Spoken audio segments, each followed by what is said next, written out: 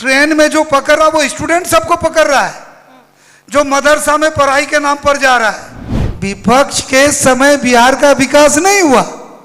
जब आदरणीय नीतीश जी और नरेंद्र मोदी जी के समय 4 लेन सड़क बन रहा है, 6 लेन बन रहा है, फ्लाईओवर बन रहा है। केवल मैं कटिहार के बारे में बोल रहा हूँ। कॉलेज जाएगा, रोजगार लोग करेंगे, काम हो रहा है। इसकी चर्चा विपक्ष नहीं कर रहे हैं। और ये पॉलिटिकल लोग नारा कर करके ह्यूमैनिटी को हम लोग से अलग कर रहा है कि अब पूर्णिया से उड़ान भरेगा। पूर्णिया और सीमांचल को जोड़ने के लिए 6 लेन 4 लेन सड़क बन रहा है। सीमांचल कॉन्क्लेव 2025 में आपका सब बहुत बहुत स्वागत है।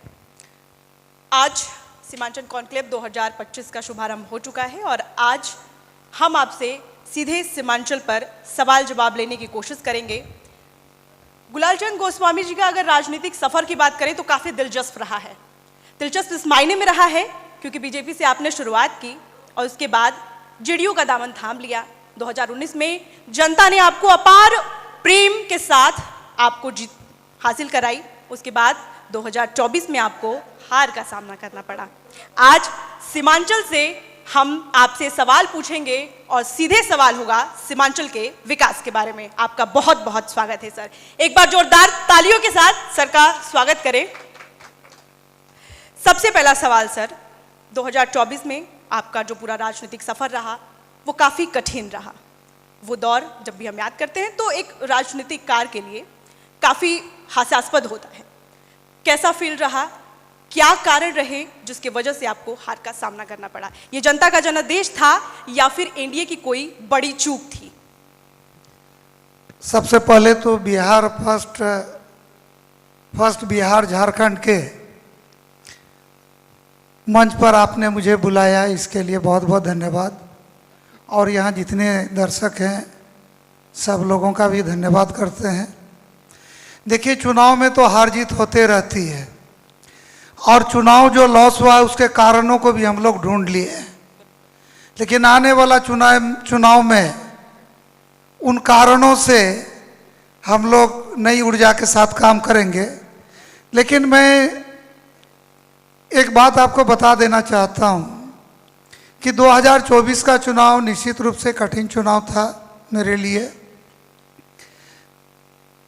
और हम लोग इस चुनाव को बड़ी मजबूती से लड़े। कटिहार में सीट लॉस जरूर हुआ लेकिन 5,17,000 वोट एनडीए की झोली में आया और कटिहार से जो एनडीए के प्रत्याशी थे दुलाल चंद्र गोस्वामी 5,17,000 वोट आया।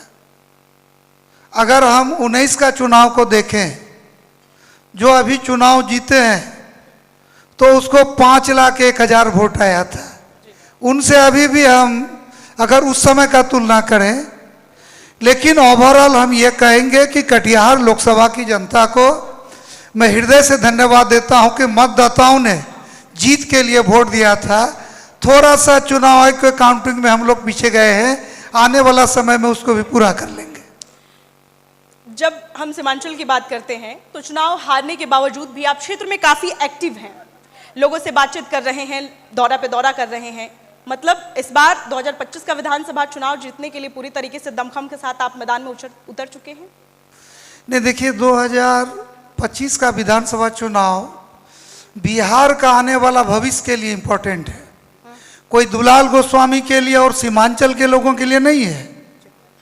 अगर बिहार की विकास की गति को और तेजी से आगे बढ़ाना हो और बिहार को जो चुनौती मिल रहा है कि बिहार में पलायन है, बिहार में गरीबी है, बिहार के लोग शिक्षित नहीं है, बिहार ऐसा है वैसा है, इन सारे चुनौतियों से इन 20 वर्षों में आदरणीय नीतीश कुमार जी ने बिहार को बहुत आगे ले गया। एक और बात ऐड कर लीजिए सर, बीमारू राज्य की भी संज्ञा दी जा रही है। अब बीमारू कौन कहता है? जो कहेगा वो शर्मसार हो जाएगा। अब देश में कोई मानने वाला नहीं है कि बिहार बीमारू राज्य है। बिहार में सड़क कम्युनिकेशन नहीं है, बिहार में बिजली नहीं है, बिहार में लॉ एंड ऑर्डर नहीं है। बिहार देश के विकसित राज्यों में जो मूलभूत सुविधाएं हैं पिछले 20 वर्ष में आदरणीय नीतीश कुमार जी ने विकसित राज्यों के बराबरी का चुनौती को लेकर के बिहार में विकास कर रहे हैं। अगर आप कहिए तो उस पर हम बता सकते हैं। बिल्कुल बिल्कुल सर, जनता यहाँ अब जहां पर हम पूर्णिया में बैठे हुए हैं, अगर हाई स्पीड रोड की बात हो, हाई स्पीड 4 लेन, तो बिहार झारखंड को जोड़ने वाला पूर्णिया और कटिहार और साहेबगंज को जोड़ने वाली 50 किलोमीटर हाई स्पीड रोड है यहाँ, जो पूरा सुरक्षात्मक है। साहिबगंज में गंगा नदी में ब्रिज बन रहा है, आने वाला दिन में बिहार झारखंड जुड़ जाएगा।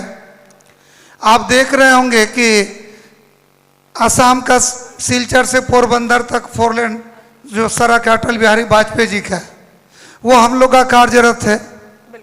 और उसी में आप देख लीजिए ना कि अररिया से ठाकुरगंज गलगलिया जो है 4 लेन सड़क बन करके तैयार है, काम हो रहा है। आने वाला दिन में उद्घाटन भी होने वाला है गलगलिया अररिया रेलखंड। तो जैसे पटना से आप देख लीजिए ना, केवल विकास में बोल रहे हैं आपको कि पटना से मोकामा तक नया, मोकामा में 6 लेन ब्रिज बना, पटना से मोकामा और खगड़िया तक 4 लेन बन गया है, उसकी दूरी समाप्त हो गई। अब खगड़िया से पूर्णिया जो है सरकार ने ले लिया है उसको, खगड़िया से पूर्णिया 135 किलोमीटर नया 4 लेन का काम शुरू होगा। तो पीछे कहाँ है? तमाम विकास के बावजूद भी अगर हम सीमांचल की बात करें, कटिहार की बात करें, तो लोगों का पलायन जो है वो निरंतर जारी है। इसको लेकर भी लगातार सवाल पर प्रश्न चिन्ह खड़ा किया जा रहा है। आप सांसद रहते हुए भी इसका समाधान के तौर पर क्या आपने किया? सबसे बड़ा सवाल है सर। देखिए, हम इन बातों को उस ढंग से नहीं लेते हैं जिस ढंग से बिहार के बारे में नैरेटिव बनाया जा रहा है।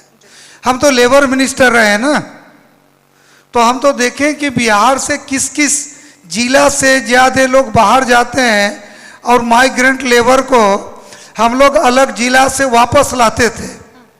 क्या अब अभी आपको बताए कोई, अगर बिहार में लेबर बाहर जा रहे तो माइग्रेंट लेबर कितना है और कितना को रिकवरी करके भेजा?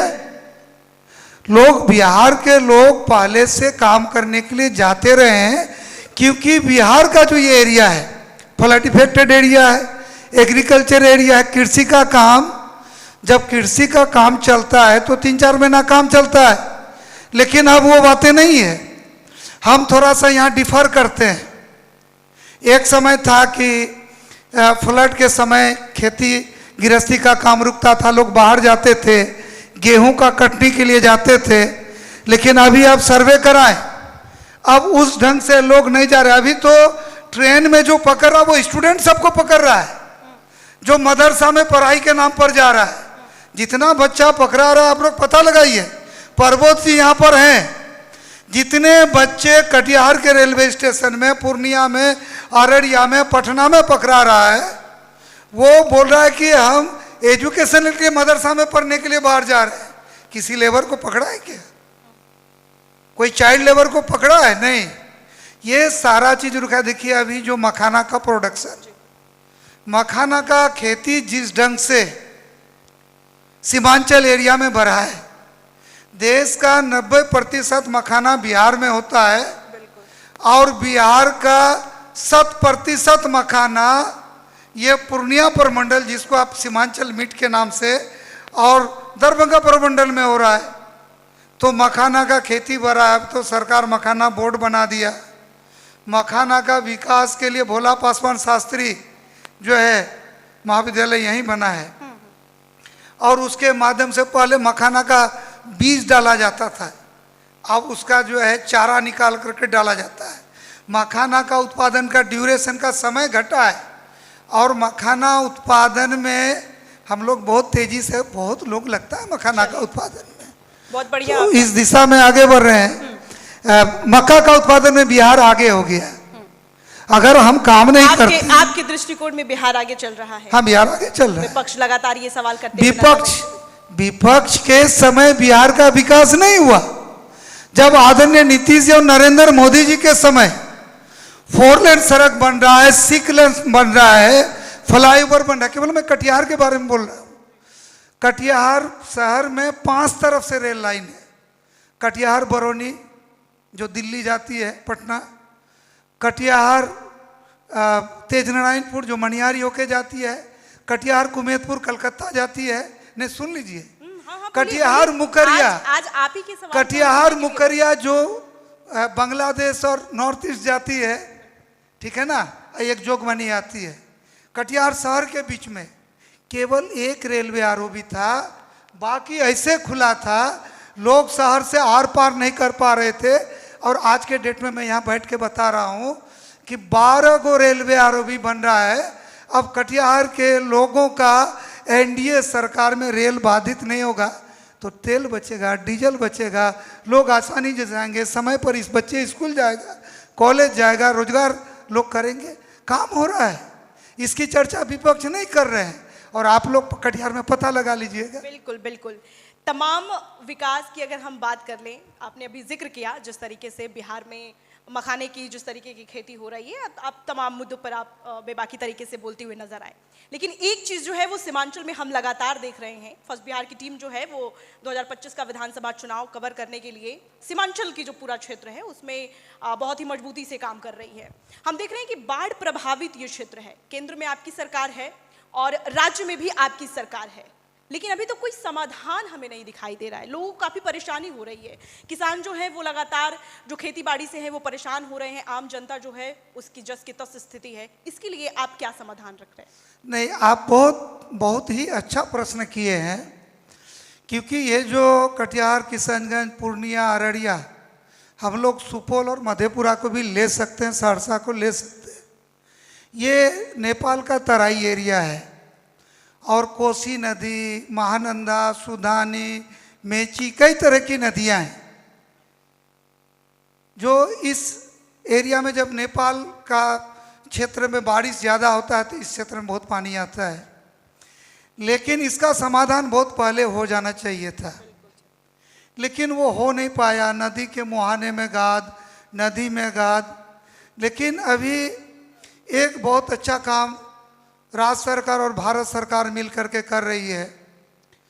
जो उस समय जब आदरणीय अटल बिहारी वाजपेयी जी की सरकार थी तो नदी से नदी को जोड़ने की एक बृहद परियोजना पूरे देश में था कि जो जल अधिग्रहण क्षेत्र है, फ्लड इफेक्टेड एरिया है, इसकी पानी को सुखाड़ के एरिया में ले जाया जाए।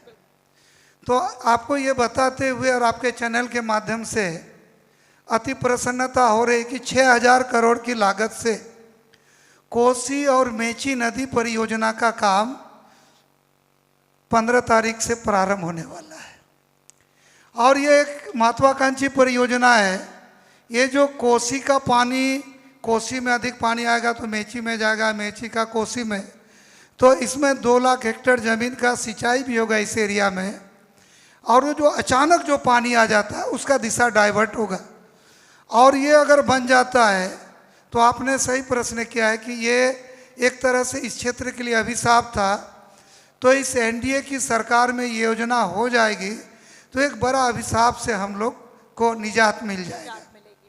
कहते हैं कि सीमांचल की जो राजनीति है वो मुस्लिम वोटर जो बैंक है, वोट बैंक जो है वो तय करती है, ये माना जाता है। आपके ख्याल में या फिर आपके जहन में ये बात आ रही है, आप क्या कहना चाहते हैं इस पर? अच्छा, मुस्लिम को वोट बैंक के दृष्टिकोण से क्यों लोग देख रहे हैं? सीमांचल के इलाकों के बात। सीमांचल इलाके, ये ऊपर से मीडिया के लोग, पॉलिटिकल लोग और जिन लोगों को उनका वोट चाहिए उनको हम लोग से अलग कर रहा है। हम तो बारसोई में रहने वाले हैं, वहाँ 70% के लगभग मुस्लिम है और हम लोग तो मुसलमान को गले से लगा के रहते हैं। हम लोग भाईचारा में रहते। मेरा जहाँ घर है चारों तरफ से माइनॉरिटी के लोगों का घर है और ये पॉलिटिकल लोग नारा कर करके अब माइनॉरिटी को हम लोग से अलग कर रहा है। हम लोग का भाईचारा केवल राजनीति में बोलेगा कि वोट में माइनॉरिटी निर्णय करता है। हम लोग विकास में भी माइनॉरिटी के साथ निर्णय करते हैं, वोट में भी हम लोग साथ रहते हैं, एजुकेशन में साथ रहते हैं, खेती गृहस्थी में साथ रहते हैं, क्रय विक्रय में साथ रहते हैं। अब ये माइनॉरिटी के लोग भी समझ गए हैं कि हम लोग सब चीज़ में साथ हैं तो आगे साथ रहेंगे। और आपके चैनल के माध्यम से माइनॉरिटी के भाइयों से हम कहना चाहते हैं कि ये जो कुछ लोग राजनीति कर करके आपको और हम लोग को अलग करना चाहता है। हम लोग साथ में वोट दें, साथ में चले और साथ में इस क्षेत्र का विकास करें। एक अंतिम सवाल दुलाल चंद गोस्वामी जी, आप इस चैनल के माध्यम से 2025 सीमांचल कॉन्क्लेव के माध्यम से जनता को इस बार क्या संदेश देना चाहेंगे? हम जनता को इस बार ये कहना चाहेंगे कि ये बात सही है कि ये जो 24 का इलेक्शन हुआ, जिसको पहले आपने कोड किया, 24 का इलेक्शन में इस क्षेत्र में हम लोग पार्लियामेंट का सीट का नुकसान उठाए, लेकिन मैं सीमांचल के लोगों से, संपूर्ण समाज से, सभी मतदाताओं से हम आदरपूर्वक कहना चाहते हैं कि सीट हार गया, लॉस हो गया तो सीमांचल का विकास नहीं होगा, ऐसा लोगों ने कहा। लेकिन ये आदरणीय नरेंद्र मोदी और नीतीश कुमार की सरकार है। हमारे नेता नीतीश जी कहते हैं कि बिहार में कानून का राज होगा, हम न्याय के साथ विकास करेंगे, हर क्षेत्र का विकास करेंगे, समाज के सभी वर्गों का विकास करेंगे। और यही कारण है, वहाँ लेसी सिंह ने बढ़िया से बताया कि अब पूर्णिया से उड़ान भरेगा। पूर्णिया और सीमांचल को जोड़ने के लिए 6 लेन 4 लेन सड़क बन रहा है, और ये 6 लेन 4 लेन और कम्युनिकेशन जो मजबूत हो रहा है, रेलवे में जो आरओबी बन रहा है, और ये जो आधारभूत संरचना चेंज हुआ, अब जो हम लोग इंडस्ट्री के लिए जो जमीन भूमि बैंक बना रहे हैं, अब आने वाला दिन बिहार एग्रीकल्चर में तो मजबूत है ही है, अब इंडस्ट्री में मजबूत होंगे। बाकी लोग इंडस्ट्री लगाने के लिए, रोजगार के लिए, व्यापार के लिए बिहार आएगा। और इसके लिए 2025 में हम सब लोगों से हाथ जोड़ करके निवेदन करते हैं कि 2025 में एनडीए को वोट दीजिए, जहां से जो एनडीए का प्रत्याशी जीते, और भारी मत से नीतीश जी का सरकार बनाइए। दूसरे राज्य से भी लोग बिहार में रोजगार करने के लिए, इंडस्ट्री करने के लिए आएगा। आज मेरा यही आह्वान है और इसी विषय को सब लोगों के बीच रख रहे हैं। सब लोगों से यही निवेदन है। बहुत बहुत शुक्रिया Goswami thank you, ji. Thank you. हम आशा करते हैं कि आप जिन जिन विकास की बात किया आपने सीमांचल कॉन्क्लेव 2025 में, वो जमीनी स्तर पर भी दिखाई पड़े। बहुत बहुत शुक्रिया। Thank you, thank you. Panorama group, जो सोचता है वो करता है। आपके अपने सपनों का आशियाना। ये लो, मुंह मीठा करो। आज मैंने अपना जॉब छोड़ दिया, अब हम पूर्णिया वापस जाएंगे। जॉब छोड़ दिया है? मतलब ये घर कैसे चलेगा? हम करेंगे क्या? और माँ बाबूजी क्या बोलेंगे? इसलिए मैं एक और मिठाई का डब्बा लाया। अपने बिजनेस के लिए लोन अप्रूव हो गया। अरे लोन अप्रूव हो गया वो तो ठीक है, लेकिन पूर्णिया में हम रहेंगे कहाँ? अपना घर भी तो नहीं है वहाँ। इसलिए तो एक और मिठाई का डब्बा अलग से लाया हूँ। हमने पूर्णिया में घर ले लिया है, पूर्णिया के ई होम्स पैनोरमा में। पूर्णिया में पैनोरमा ग्रुप लेकर आए हैं ई होम्स पैनोरमा। बड़ा घर, आलीशान जिंदगी और अत्याधुनिक सुविधाओं के संग। अरे अरे, अब क्यों मुंह मीठा करवा रही हो? क्योंकि हम घर वापसी जो कर रहे हैं। घर वापसी की खुशी पूर्णिया में ई होम्स पैनोरमा के संग। ई Homes Panorama, luxurious lifestyle redefined.